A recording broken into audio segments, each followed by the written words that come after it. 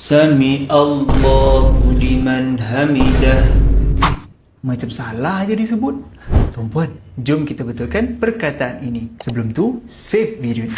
Apabila kita sebut perkataan ini dalam solat, macam mana cara betulnya? Perkataan pertama, Sami'a, Ain, bukan Hamzah. Sami'a, huruf Ain menggunakan tengah kerongkong untuk menyebutnya. Sami'a, manakala huruf Hamzah di bawah, jadi salah. Kita sambung. Sami'allahu liman hamidah. Ramai yang sebut hamidah.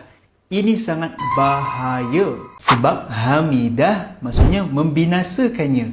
Hamidah maksudnya memujinya. Ha sama tempat dengan Ain tadi, iaitu di tengah kerongkong. Bacaan yang penuh ialah Sami'allahu liman hamidah. Betul kan? Di tengah solat lagi. Tuan-puan suka konten macam ni? Komen nak lagi.